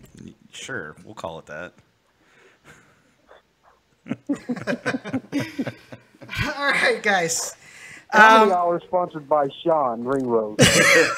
So I didn't get a chance to listen. I was a little busy doing some work stuff because I actually got back late. But did you guys talk about AJ yet? We were just going to talk about it I was wondering, now. You got 12 minutes left in your show, so I was just curious. This can be the perfect segue. No comment. Isn't it, though? Isn't it? No I'm going to comment. go with the no comment on that as well. No comment. I'm just going to sidestep that. That's okay. You don't need to worry about it, Ray. I can comment. Before we talk about that, Ray, do you have anything else you want to add in regards to Barracudas or FC Brownsville? Well, FC Brownsville, they're on vacation mode right now. But I will say another thing about the Barracudas is that there will be a coaching change for sure. That's all I'm going to say. They're still in negotiations with two important names of the indoor soccer world that have done some major noise when it comes to coaching. And that's about it for now. So much potential to it. I'm getting hyped for this next season, and I hope you guys are too. So, and I just hope you can make it down here too. If the games are on Saturday, I'd be able to. That sounds like a challenge to me, Edson. Sounds like you got a challenge to meet.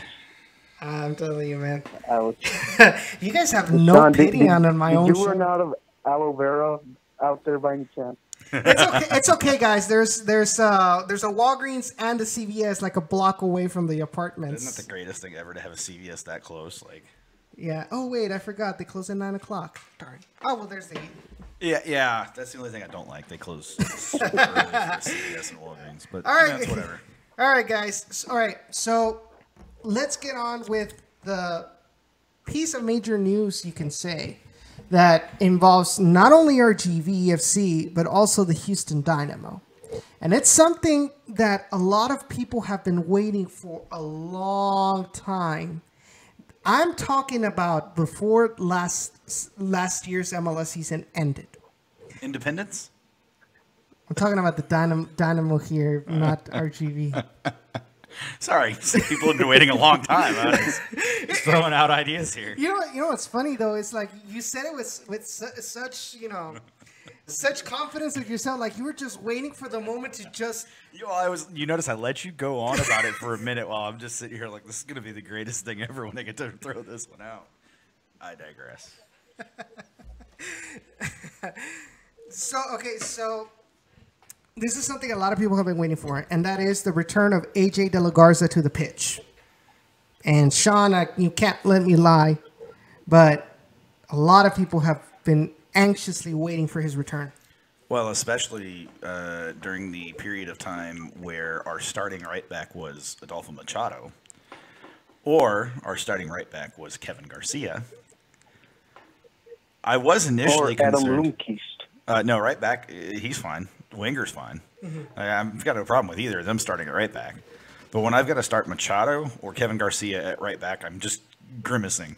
Although, but then and you know what the worst part is, if Machado has to start at right back, that means Leonardo has to start at center back or Watts. But we'll get to that in a minute too. Wow. But it shows how bad the injuries were that you had to start your center back at right back to cover for your right back losses. Because it wasn't just one player. It was, and at one point we had all three right backs on our roster injured. That's crazy to have. I mean, and Lundqvist isn't even a right back. He's a left back essentially, and yet they played him at right back because he was decent enough. Oh, wait, sorry, 4 right backs because I forgot about Remick, who's on season-ending injury list. So that's Remick. That was and Kevin Garcia. I forgot he was injured too. Yes. So Remick, AJ, Kevin Garcia, Lundqvist, Andrew Wenger. So that's 5 right backs. 5 players that play right back. Injured at the same time. Like, that's just crazy. There's not a single team that's ever had that many players injured in a single position. Yeah. Not in a single side position, I've got here's a question for Wilmer. And any team that he's coached, has he ever dealt with this many injuries before? That's a really good question, actually. Like at any point. I'll ask him next home match. I do wonder if it's maybe a little bit different being in this heat and humidity because you tend to have players come up with strains and pulls in this heat and humidity, and the cramps turn into strains and pulls because they try to play through it. Mm-hmm. But that is a really good question. Now the other thing is as well, because Wilmer Cabrera has kind of implied that same reason in saying like, because I asked him this Saturday about the defense, that we've been having problems throughout the season, and it just seems that in this game both of them happened at the same time: concede early, concede late. Mm-hmm. And one of the things he said, he's like, you have to understand as well that I have not been able to manage to keep a consistent lineup in our defense. Absolutely. It just has not been possible. Absolutely. And he says, I don't think there's ever been a team that has had to go through these many players. I mean, consider this. If you had that many injuries at goalkeeper, you would not even have a starting goalkeeper in your lineup. Mm-hmm. That's how bad that injury bug is at that position. And I mean, it hit center back too around the same time that we had right backs out. We had left back injuries. I mean, we literally there was a point we had every starter from the back line that started the season opener out. And then not only that, we had our starting defensive mid out too. Cabezas. Yeah, so I mean, like, and then Saran was injured as well. Saran was injured. Alexander got injured at one point for a couple of matches. Boney never got injured. Thank God. But the list, I mean, it just goes on, and it's just like at some point this has to end. But getting back to the original point, AJ is returning to the pitch, and we have reason to believe, and I'm going to put it that way, and I have it on pretty good authority, that he's probably headed to Sacramento. Well, I mean, I don't know about that specifically, but I do know he's most likely headed down to Rio Grande Valley. Okay, that we know for sure. Yeah. That we know for sure. I don't know if he's going to make it to Sacramento. Going I back don't. to I yeah. don't. I just That's I don't. yeah. That's what I One mean. way or So the- I mean, there's no. I don't think that's the plan. Let's put it that way. Yeah. So basically, right now, he is what we know for sure is that he feels comfortable enough to start. He started, I believe, the week after the FC Dallas match. He started doing running drill exercises. Yes. Which is very positive in his rehabilitation. Now the question is, is he match? Because he's fit. Oh, he's he looks definitely fit, he's but is definitely he not match match fit. No, because Exactly. and we got to remember, match fitness is not just about being able to go minutes. It's about having the mental match speed and being able to catch back up to the match speed, and that's not easy. No. At the pro level. Especially being out for that long. Yeah, absolutely. So I suspect. I mean, I've got it on good authority. He's gonna be down at RGV, and you seem fairly confident on it as well, which is good. And it is, I can officially say that he is now part of the USL roster. There we go. So here's my suspicion. He's going to get a few practices with the team over the next few weeks. And I think that he may get 1 or 2 spot starts. And if he doesn't get a start, that's okay. He may just get spot minutes. Like Derek? Yeah, like Derek, like Wenger did. Wenger had the one match where he came down and played, didn't he? Yes. Yeah, and Watts did too. Swell Park, Yeah. Lundqvist did the same thing. Gil. Gil did the same thing. So that's kind of, and I've said it before, that eventually will kind of become the norm as this thing kind of progresses and as, that whole depth thing gets resolved, which we're starting to see it. Knock twice. But look, I said it when Tyler was sent down there. You're talking about getting a veteran player that's going to show coach immediate respect, that's going to be able to help players get better. They're going to elevate the level of players around them. And you're getting it in AJ. Mm-hmm. And he's not just going to sit there. He's not just there for himself. He knows he's there also for the team.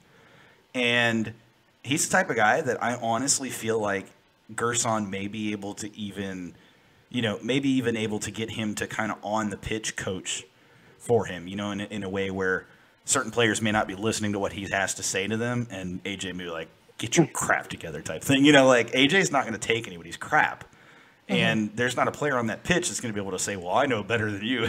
I mean, there's just no way, right? I mean, Guam national team, being MLSX champion. Veteran. Yeah, and champion twice over. Yeah. Yeah, no, you can't question the guy at this point. And he's just a fantastic guy to begin with. But it's going to be good for RGV. It's going to be good for the players. It's going to be good for the staff. Plus, he's just a great guy. I hope that he gets an opportunity to kind of get his face out there in front of RGV, because I think he's that type of Dynamo player that can connect with some of those RGV fans and give them someone to root for at the Dynamo level, besides Memo, which really they should be rooting for Memo at this point, trust too. me. After last night, they really should be rooting for Memo.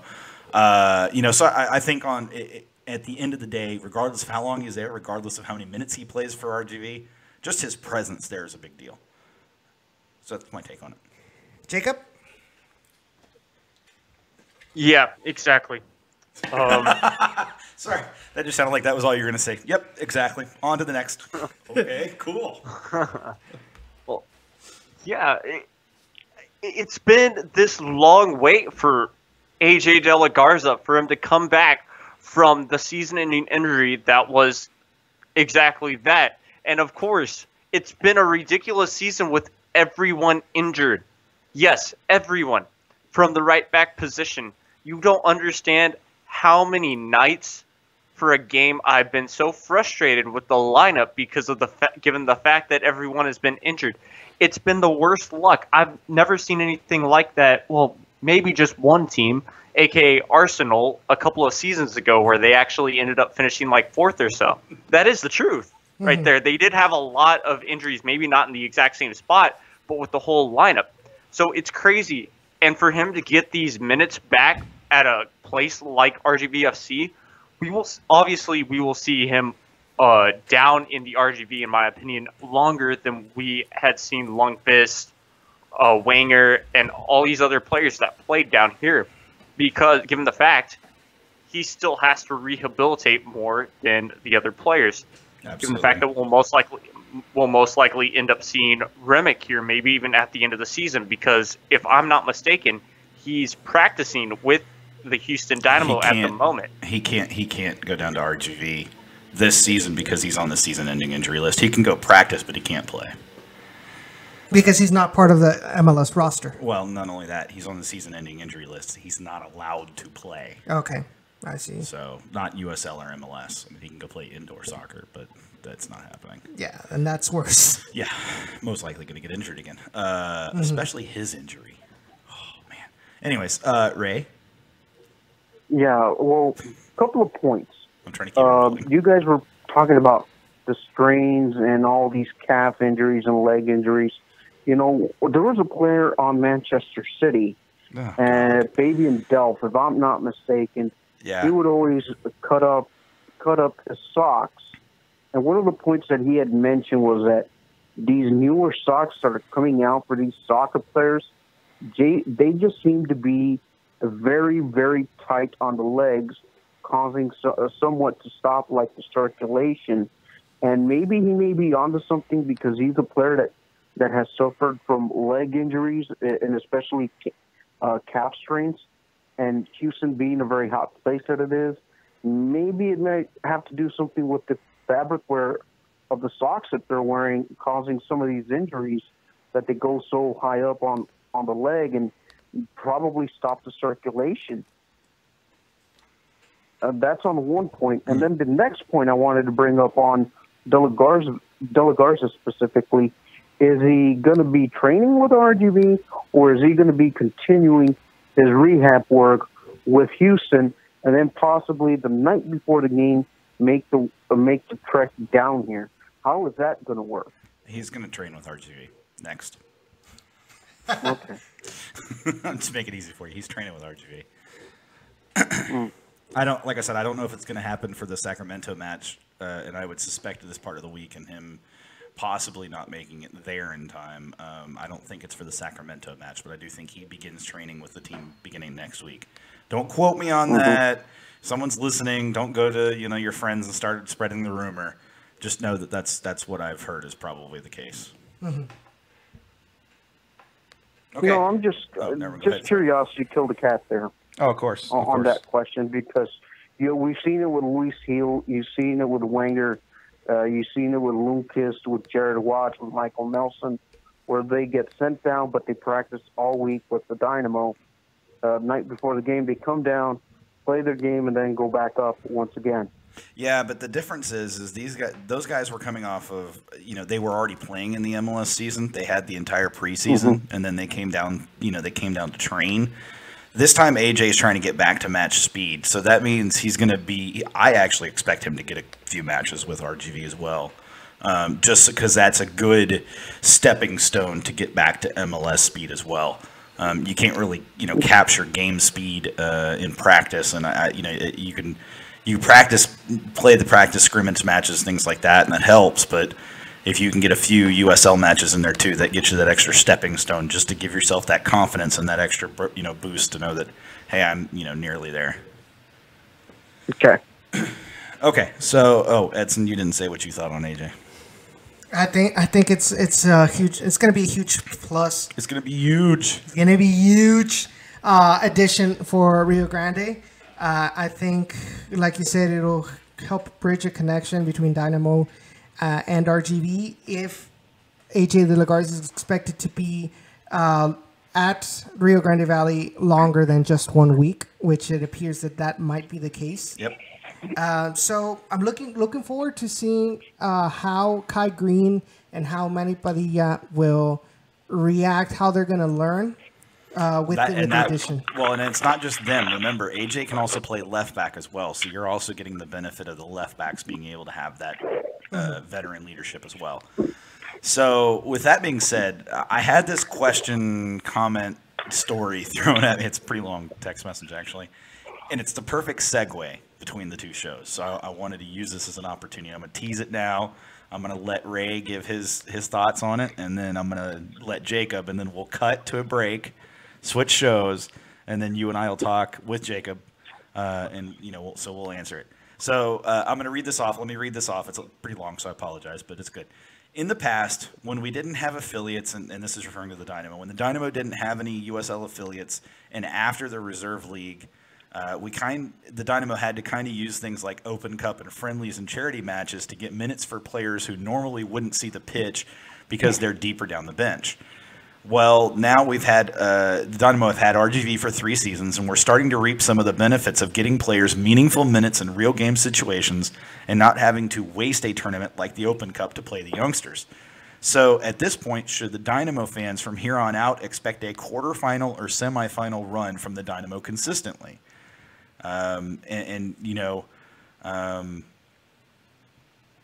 Is it, that's the question essentially. Should we be able to expect that? So, Ray, I'm going to toss it to you first. And I want to get your thoughts on it from the RGV aspect of this kind of process and how this transition kind of shows the importance of RGV to the Dynamo. I say yes, only because case in point, Aldo Quintanilla, he was taken up for a few cup games this past season, and so was Tarda Wharton, but we had the depth to cover for those 2 players, and where we weren't scrambling to find, where the team wasn't scrambling to find a free agent out there to cover for them. They had replacements for them just for that one match or for that one training session where, okay, maybe we don't have Aldo Quintanilla with us, so we'll play with Monday at Tim. Or we don't have a Todd Wharton, and we go with another midfielder, Jorginho, per se. We'll go with Jorginho, to fill in that role, and move some of these other players into another formation, and perhaps play with that in case Aldo does so well that he merits to stay longer type of deal. So I say yes. Absolutely. It's a very good take. Jacob? Well, yes, we have to expect a quarter to semifinal appearance each year now, especially given the fact if the Houston Dynamo end up winning this tournament, if I'm not mistaken, that is a berth into the Champions League, the CONCACAF Champions, or something around there. Correct. So that would segue into, yes, let's let more of the youngsters play there. And it's epic that RGVFC, and we've talked about it before, RGVFC are able to get players loaned, or not loaned, but just give players to Houston. That means something. Yeah. We do see the likes of Memo and Eric Bird sometimes in the Open Cup, and guess what? They've performed. Yeah. This is the whole reason why Kevin Garcia is kind of on a starting lineup here as well. That's not a very to mention the fair injuries. point. That's a very fair point. Wow. So, right there. Dang, Jacob, that was a very good point, sir. I got to give you props for that.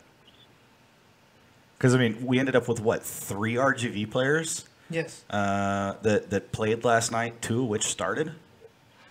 Yeah. Kevin, Memo didn't start. Sorry, one started. 1 started and 2 came on. 2 came on. That's actually, hold on, because he had Memo came on, Kevin Garcia came on. Who's the third that I'm thinking of? I no, because Eric Bird didn't play. Oh, Eric Bird didn't play. No. Technically Manotas, though. Morrow. But if you go there, it's technically Manotas only spent 2 games with the Toros. Yeah, exactly. He was already a Dynamo player. Yeah, he just got loaned down to RGV. But that's even still 2 players. Still. But they were impact players. Now granted, Kevin Garcia was a forced substitution. Yeah. But Memo was not a forced substitution. That was a substitution that was made to change the outcome of the game. And he hit his penalty. He also got a goal. So hashtag Memo knows, everybody. Oh, yeah. So, I just thought it was a very good question when I saw it, and a very good kind of thought process. And I think it just highlights, and I wanted to do it on Down in the Valley because it highlights the importance of RGV to the Dynamo. That hey, they really do care about this organization because their success is tied to that. And think about it this way. Okay, so the Dynamo is also going to be helped in this regard because they're going to focus themselves. Like, let's say next year they'll have enough depth to not only play MLS but also play in the Open Cup. And you get like 1 or 2 players from RGV to play some Open Cup matches. But the fact that now most of these players are continuously being developed with RGV, when they do need them, when they grab them for Open Cup, you're going to get a lot more highly developed players that you won't really see much of a quality gap between your second and third string MLSers and your first string USLers. Yep. And so that is going to help the Dynamo be competitive. And yes, from now on, in these couple of years after this, especially if we win this cup, we should hold them to the standard of minimum a quarterfinal. Yeah, I think it's fair. Let's do this, if you don't mind. Can we end Down in the Valley and actually go to a Generation Orange thing with the? I know you already got the graphics and everything, so it shouldn't be hard to cue the video up, right? I'd have to switch the presentation. Let me see if I can do it while it's still. Well, I mean, we can take a 5-minute break and then come back. So let's do that. Go ahead and close out your show. Your show. See, you like the way that sounds? Sounds good, doesn't it? Yeah. So let's close out your show, and then when we come back, we'll start up Generation Orange. The only reason I want to do that is because I think we'll get extra viewers that way. Yes. And I think we can point them back to Down in the Valley for you guys. So we are at 5 right now. Oh, nice. Well, let's get that to 10. All right, guys. So thank you guys for joining us here in this episode of Down in the Valley. Really appreciate your support. Thank you, Blues fan, for another $1 donation. Woo! Really appreciate it, man. Thank you so much. And thank you, everybody who left a like on this video, who have shared this video with your friends, who have left your opinions and your hot takes on the YouTube chat. Really appreciate it. From all of us here, Sean, Ray, Jacob, and I. Really appreciate all your support. But that's it for today for Down in the Valley. We are coming back, like you said, in 5 minutes for Generation Orange. We will be talking more in depth about the Open Cup match that happened yesterday. Be sure to check out our friends at the Beautiful Game Network. Check out their website at bgn.fm. Follow them on Twitter and on Facebook at the BGNFM. As well as be sure to be on the lookout whenever Ray's articles come out on BGN Written as well. Follow him at CardPicker86. Follow Jacob at Jacob456.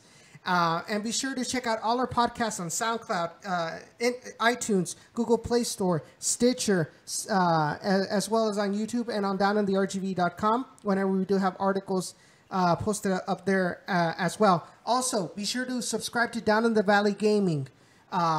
Where we will continuously try to add more content to that channel. So if you haven't subscribed already, be sure to subscribe. I know Sean has plans of actually uploading some stuff in the future to the channel as well. Some different stuff that people aren't used to seeing. Yeah, so be sure to be on the lookout for that as well. Be sure to also check out the BGN Network's primary sponsor, Roughneck Scarves, www.roughneckscarves.com. They are the official scarf supplier of USL, MLS, and NCAA.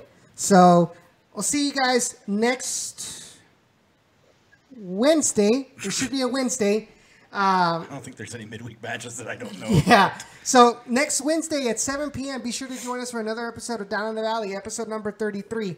Hopefully we will talk about the fact that a match wasn't played in the middle of Ashes. So we'll see each other until next time. Take care. Somos Toros. We are Toros.